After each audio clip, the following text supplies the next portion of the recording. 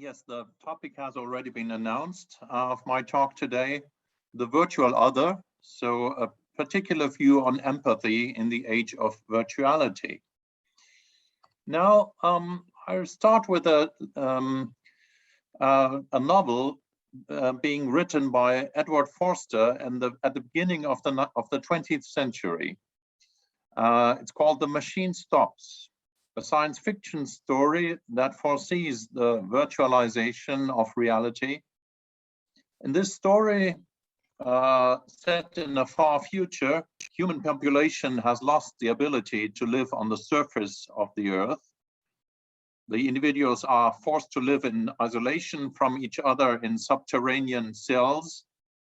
A mythical, omnipotent machine supplies them with artificial air, with nutrition, TV, entertainment, and every other agreeable offerings. And it also provides them with visual telecommunication because their weakened bodies are no longer capable of moving outside of the cells. Generation by generation, they have become so dependent on the machine that they eventually remain helpless when the first signs of a dysfunction appear in the system, until the machine finally breaks down, thus leading to the extinction of humanity through the cold hard facts of life. Now, at the end of the 20th century, the Wachowski brothers have portrayed a similar version of a negative utopia in the film The Matrix, where intelligent machines rule the earth and harvest humans in huge fields in order to use their minds as sources of energy. And to this purpose, they have fed human brains with a simulated reality called the Matrix. Needless to say, the issue and the question of virtual reality has become a central theme of the 21st century. However, the question of what is illusion and what is reality is clearly nothing new. It's a central philosophical topic throughout history. And it is so because humans, in contrast to animals, can doubt reality and can imagine things that do not exist. That means as humans, we can think and act in terms of an as if. So the irreal mode in language, would, should, could. So this mode is the verbal expression of our ability to fantasize, to fictionalize, to virtualize. But until the 20th century, this ability remained something which opens up possible worlds, temporarily loses the shackles and the force of reality. But today, virtual reality permeates more and more of everyday life, invading our workplace, relationships, our free time. And visual media control our lives to such an extent that we could barely survive if they were to disappear. So in a manner, they have become a reality machine to which we are connected, much like the humans in Edwin Forster's story, The Machine Stops. Now, constructivist positions in philosophy, especially neuroconstructivist positions, are well suited to accompany this development. A world of media pictures and videos comes close to epistemological theories, according to which the world itself is nothing more than a projection, a construct from information processing in the brain, a movie in the head, as it is called, a world simulation. And accordingly, there is no more point in trying to differentiate between reality, fiction, and illusion. Our brains, for example, Thomas Metzinger formulates, our brains generate a world simulation so perfect that we do not recognize it as an image in our minds. We are not in direct contact with outside reality or with ourselves. We live our conscious lives in the ego tunnel. And thus everything we perceive, everything we know, is in fact a part of a virtual reality generated by the brain. And in this ego tunnel, the only road to others is also a virtual one, namely via internal simulation. The brain simulates the expressions and actions of the others, and through virtual activation of our own bodily states, we project our feelings onto others. So empathy becomes a projection. And this corresponds to the common conceptions of social understanding in cognitive science, theory of mind, mind reading, mentalization, or simulation. One could say that the person who perceives the other is not actually interacting with him or her. Rather, it is interacting with internal models, with internal simulations of the other. Now, this neuroconstructivism goes hand in hand with a development of society in which the difference between the artificial and the natural, between the image and the original, between appearance and reality, are becoming increasingly blurred. And we will see that the perception of the other, that means empathic intersubjectivity, often implies fictional elements. Indeed, empathy may even disconnect from reality completely and transition into fictions and illusions. The further it disconnects from direct bodily experience, the more it loses contact with the other and becomes only a picture. The other becomes a projection that we do not recognize, a virtual other. Now, in what follows, I will start by describing the particular relation between empathy and virtuality, so that I can build on this by asking what consequences will result from the development of intersubjectivity in a society of increasing virtualization of the life world.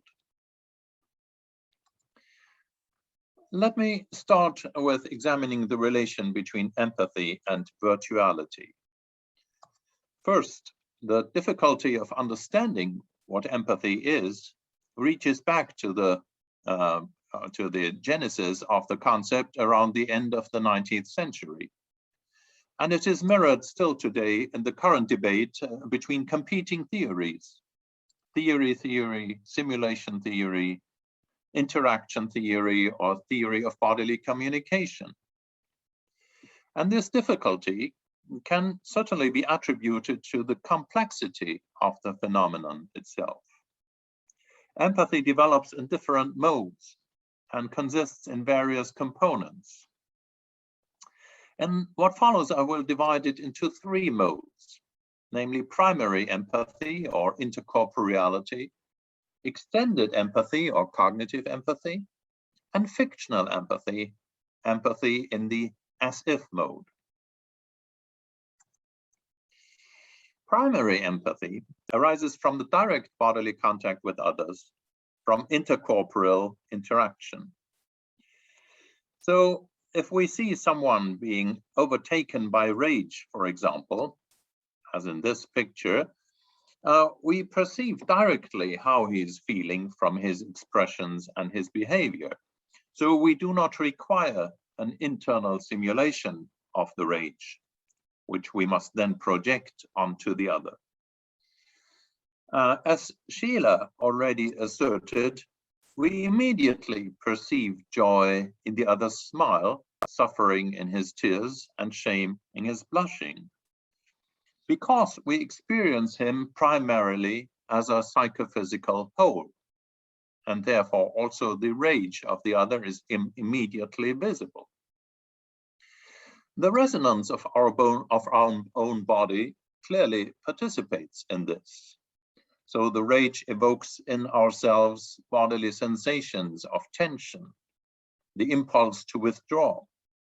So in his expression itself, we comprehend his emotion because it elicits in us a bodily impression.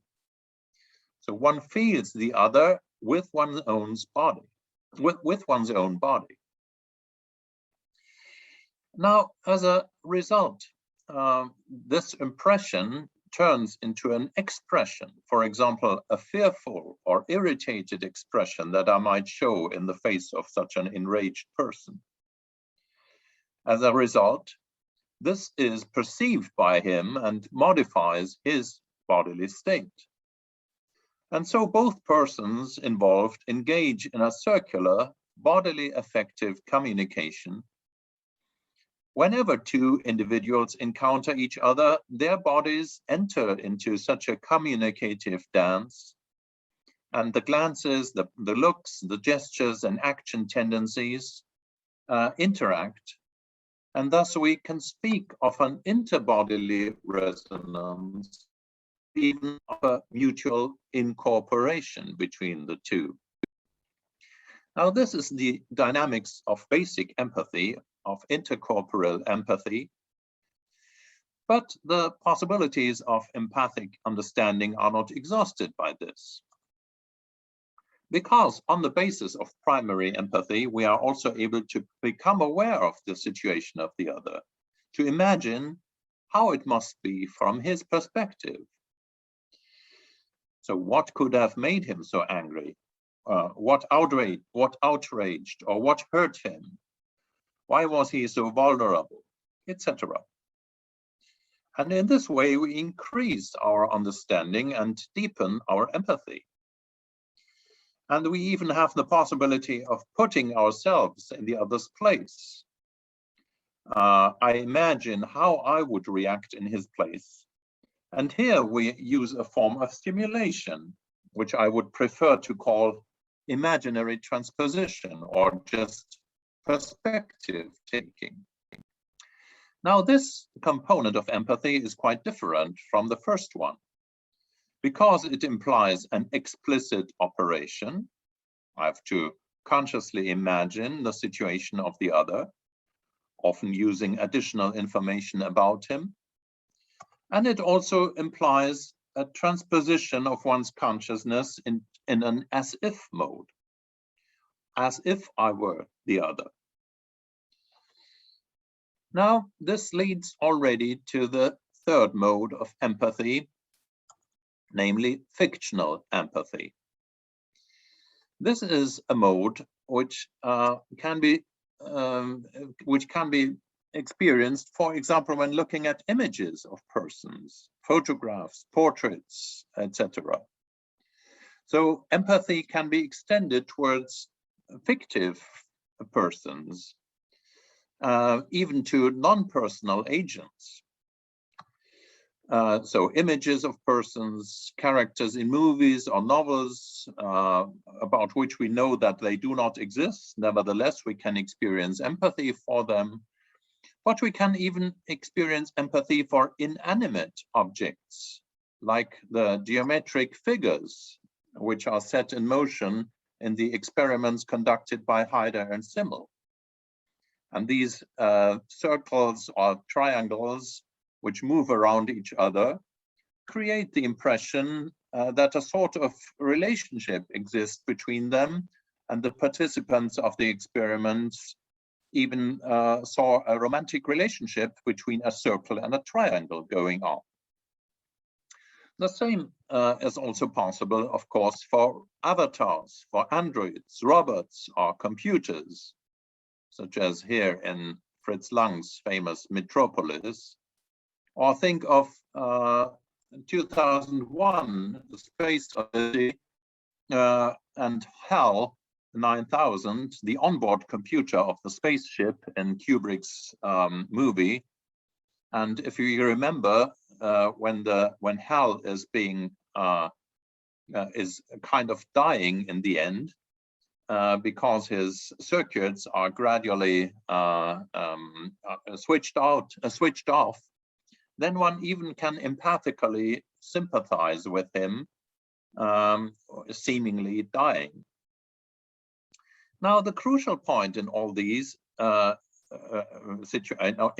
examples is that empathy is here accompanied by a kind of as-if consciousness, an implicit knowledge that we are only dealing with an illusion. For example, the same is also happening when we empathize with an actor on stage. So we do so at least with a latent consciousness that he is only acting in his role. And in the case of movies, we have a similar as-if consciousness, knowing that the movie is only a movie. On the other hand, this as-if consciousness is pushed into the background, the more we become immersed in the movie perception. So we suspend our understanding of the fictionality of the movie. We give ourselves over to the illusion, although also with a kind of split awareness. We still know that it is only a movie. However, this split awareness, this as-if, is a cognitively sophisticated achievement. And it can also be lost. And then the as-if gives way to illusion. This is a classic motive in literature. For example, Ovid's Pygmalion falls in love with a female statue that he himself has sculpted, and the statue comes to life as a result. And E.T.R. Hoffmann's student Nathaniel is enchanted by a mechanical puppet, Olympia, and in a fit of insanity, he believes her to be actually alive. So here, empathy turns into illusion and projection. A more recent example of fictional empathy can be found in a science fiction film by Spike Jonze with the title Her. And here, Theodore, a shy man, falls in love with a digital system named Samantha, who increasingly develops human or female sensibilities, and to whom Scarlett Johansson lends her erotic voice. The love between both fails, however, due to the lack of intercorporeality. The as-if is quite clear to Theodore at the beginning, but the more Samantha cares for him and understands him like a partner, the more he falls in love with her, and the more indifferent he becomes to the question of whether this is not just a simulation after all. So whether a digital system can actually feel emotions. This just no longer interests Theodore. And the lesson of the movie is, it is very well possible that we ascribe personhood to robots, androids, or even computers. Our empathy can then be deceived. The distinction between actual aliveness and simulation is no longer possible. Or the possibility is also that we simply abandon the distinction between virtuality and reality and see it as and think it is irrelevant. Now, a short summary. Empathy has been shown to be a complex phenomenon that consists, on the one hand, of implicit bodily components arising in intercorporeality, and it consists, on the other hand, of explicit cognitive and virtual components, which are possible due to the nature of our consciousness of fiction, of fantasies. And we can arrange these modes of empathy according to the following schema, according to increasing virtuality. So there's primary empathy on the one hand, there is extended empathy or perspective taking, and there is fictional empathy. And this means the more directly I am in bodily contact with another, the more sharing a situation in face-to-face contact, the more active my primary empathy becomes. And in contrast, the more the bodily communication diminishes, the more important the role of the virtual and imaginative components of empathy become. On this spectrum, the degree of immersion, so the extent to which one enters into the virtual world, is influenced by various factors. For example, literary texts, novels, enable us to directly know the inner life of the characters. Or movies heighten and intensify our empathy, especially through editing techniques, through close-up shots, and the accompanying soundtrack. And finally, immersion reaches a new level with virtual realities that offer the possibility of interacting with virtual characters or avatars. Without doubt, fictional empathy takes place within the realm of our imagination. And as a result, I remain to a certain extent trapped in my own imaginary world. There's always the danger that my projections can come to manipulate and to govern me to a certain extent. On the contrary, the bodily presence of the other, the face-to-face and embodied contact with others, possesses its own resistance, its own reality. For just as the other appears to me through his body, so does he also withdraw from me, in a sense. Levinas has even claimed that the possibility of intersubjective experience depends on the face of the other, always maintaining a moment of the foreign, of the ineffable.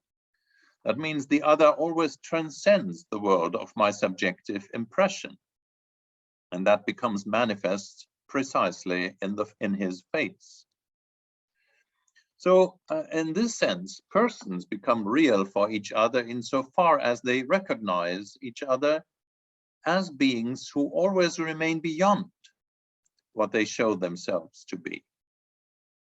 And this transcendent reality of the person can, however, escape one's empathy, as we have already seen, on two conditions. First, if the resistance of bodily communication is missing, when the fictional component of empathy gets disconnected from the real encounter. And second, if the as-if consciousness disappears and the difference between illusion and reality is lost. And then the projection of the other replaces the face-to-face encounter with him. Is it still possible to hear me? Is all fine with the communication, or are there any problems? No, Leonor? it's okay. It's okay, fine, thank Yes. you. Now, against this background, let me now turn to some current cultural tendencies towards virtualization, which I mentioned already in the introduction. And a shared trait of the media and virtual worlds is a suspension of immediate bodily experience, a disembodiment. And I will characterize this embodiment by two aspects. First, an aspect which I call phantomization. So the abolition of the difference between being and appearance. And second, the disembodiment of communication or illusory presence of the other. Already in 1956, the German philosopher Günther Anders described the phantomization as a media-based simulation of direct reality. The surest and the most impressive way to obscure reality is to copy it constantly, to show only pictures of it, so that the world disappears behind its images. As a result, copies and fiction and reality become more and more difficult to tell apart. And there appear forms that lie between being and appearance, which others named phantoms. Similarly, as Baudrillard later described the simulacrum as a media-based simulation of reality in which it's no longer possible to differentiate between the original and the copy, between reality and imagination. So instead of being just mediations, the media come closer and closer to replacing reality. And to still perceive an image as an image, to remain conscious of the as if, becomes increasingly difficult when one just considers the evolution of images from the drawn picture to a photography, and then to the movie or film, and finally to live broadcasting.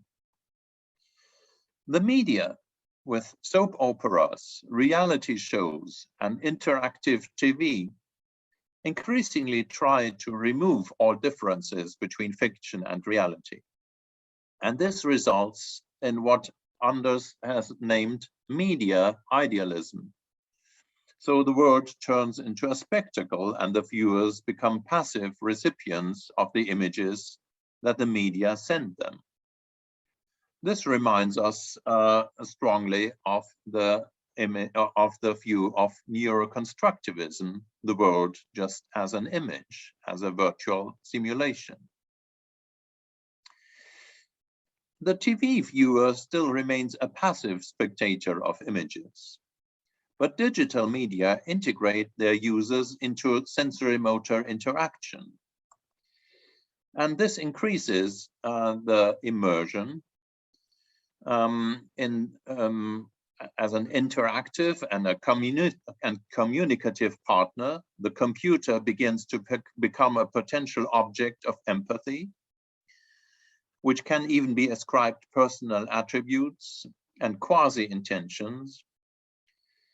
The actual fusion, however, of body and computer is introduced via virtual reality and in cyberspace in computer games.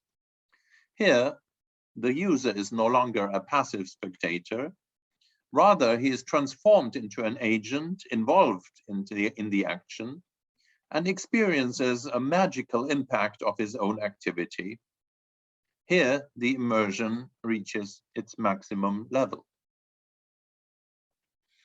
Now, second, disembodied communication. Traditional TV media were the precursor of replacing real encounters through telepresence. In the meantime, however, virtual encounters are increasingly a characteristic of everyday life. Instead of interacting with persons, we interact more and more with pictures, videos, and digital bits, as we do in a sense right now, I'm sorry to say. We are served by automatic notices. We are greeted by our computers, or by Alexa, or by Serie. We constantly leave electronic traces. We produce emails, WhatsApps, and data columns. But even when we communicate with actual others, this interaction is increasingly taking place in a disembodied form. More and more areas of life are migrating into digital space. Virtual communities are thriving. In the internet, however, the other is nowhere. He loses his bodily presence and remains just an intersection of various components of information that I have to piece together. This doesn't mean that virtual relationships are lacking affectivity. On the contrary, precisely because the disembodied means of communication leave so many empty spaces, so many possibilities for projection, the other becomes more and more a projected image. Eva Illouz has investigated this development, and she speaks of fictional emotions. I quote, fictional emotions may have the same cognitive content as real emotions, but they are self-referential. That means they refer back to the self. They are not part of an ongoing and dynamic interaction with another person. So what they lack, in fact, is interaffectivity. That means the direct feedback from the embodied contact with each other, which arises due to expressive gestures and emotional resonance. So which arises by perceiving one another in the flesh. Now, just like electronic transmission between opposite ends of the earth requires nothing more than a click of a mouse, online interaction lacks also the experience of distance, of increasing intimacy. The space that would normally need to be bodily crossed is just removed. Without a moment's delay, participants reach their addressee immediately. And as a result, the virtual communication with others often developed often allows for a pseudo-intimacy, which the partners would normally not be capable of if they were in direct embodied contact. And this shows that the other has more and more become a projection surface, a product of my imagination.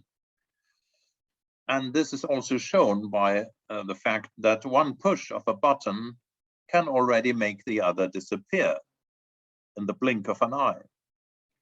And this shows in hindsight and in retrospect that I wasn't actually ever present at all. Now, in this flexible and at the same time atomized society, the individual sits in front of his TV or computer screen and works on his contacts with the world.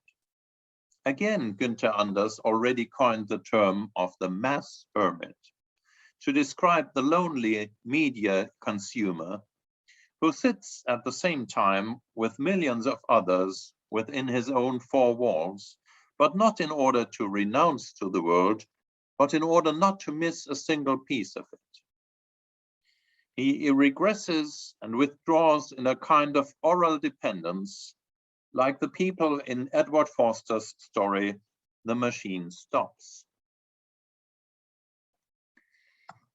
To conclude, the increasing digitalization of the life world has created a world of signs, of phantom images, of illusory presences, an artificial world that increasingly takes the place of interactive and bodily experienced reality. It amounts to a disembodiment, a loss of bodily and interbodily experience.